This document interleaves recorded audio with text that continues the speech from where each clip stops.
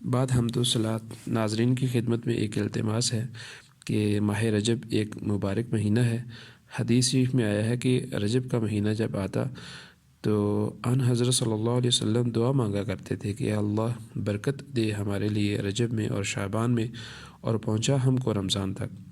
اور اس ماہ مبارک میں سرور کائنات علیہ الصلاۃ والسلام کو حق تعالی شانہ نے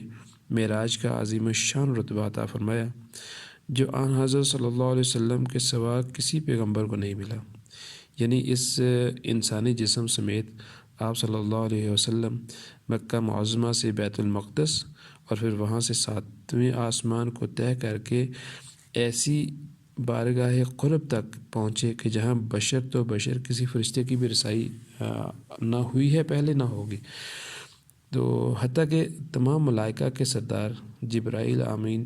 علیہ السلام نے بھی سدرۃ المنتہا پر پہنچ کر آگے بڑھنے سے معذوری کا اعتراف کیا۔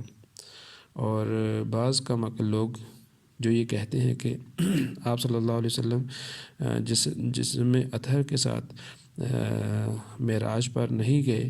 وہ ایک بیہودہ اور ناسمجھی کی بات کرتے ہیں۔ افسوس ہے کہ وہ لوگ محال کے معنی کو تو جانتے نہیں ہیں اور ایسی بے فضول باتیں کرتے رہتے ہیں، جبکہ قرآن پاک میں اور احادیث میں یہ واضح ہے کہ آپ صلی اللہ علیہ وسلم کو معراج ہوئی، اور معراج پر آپ صلی اللہ علیہ وسلم تشریف لے گئے، وہاں جنت کا معائنہ کیا، دوزخ دیکھی، بہت سے جو اللہ کے علم میں سے جو تھا آپ صلی اللہ علیہ وسلم کو دکھایا گیا، دیا گیا، اور نماز کے تحفہ بھی وہاں پہ ملا۔ تو اس لیے تمام مسلمانوں کا اس پہ عقیدہ ہے کہ شب معراج رجب میں جو ہوا، یہ واقعہ پیش ہوا، وہ الحمدللہ حقیقت ہے، ایسے ہی حقیقت ہے جیسے کہ سورج اور چاند ہمارے سامنے واضح ہے۔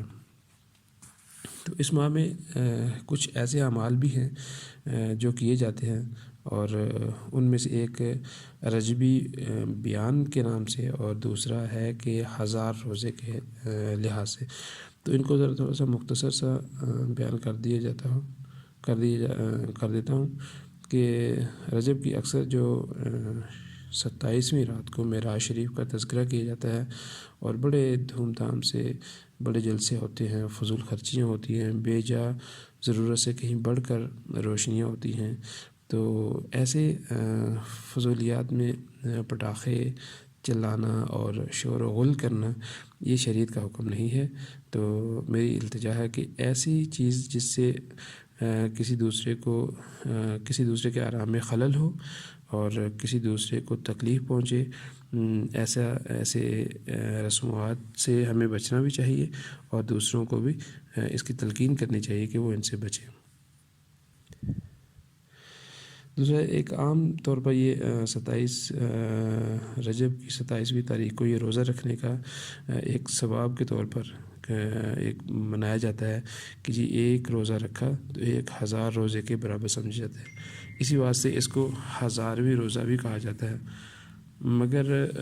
یہ فضیلت ثابت نہیں ہے، کیونکہ اکثر روایات تو اس کے بارے میں موضوع ہیں، اور بعض جو موضوع نہیں بھی ہیں وہ بھی بہت ضعیف ہیں۔ اس لیے اس کے روزے کے متعلق سنت ہونے کا اعتقاد نہ رکھا جائے۔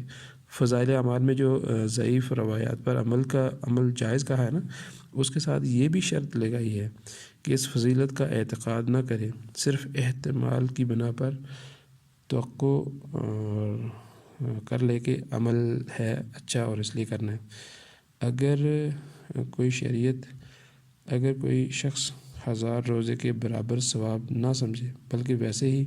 فضیلت کا دن ہونے کے سبب روزہ رکھے، تو اس میں کوئی مذائقہ نہیں ہے، جیسا کہ شامی وغیرہ میں تصریح ہے۔ اور حضرت عمر فاروق رضی اللہ تعالیٰ عنہ سے جو روایت ہے نا کہ وہ 27 رجب کو روزہ رکھنے سے منع کرتے تھے، حتیٰ کہ اس روزے کو لوگوں کو ہاتھ پکڑ کر کھانا کھانے پر مجبور کرتے تھے۔ اس کی یہی وجہ تھی کہ عام طور پر کسی فعل کو کرنے سے عوام اس کو سنت سے ہی سمجھ لیتے تھے۔ اس واسطے سے اس روزے کا اہتمام ان روزوں کی طرح نہ کرنا چاہیے جو احادیث صحیحہ سے ثابت ہے، مثلا محرم کا روزہ، شب بارات کا روزہ۔ بعض لوگوں سے معلوم ہوگا کہ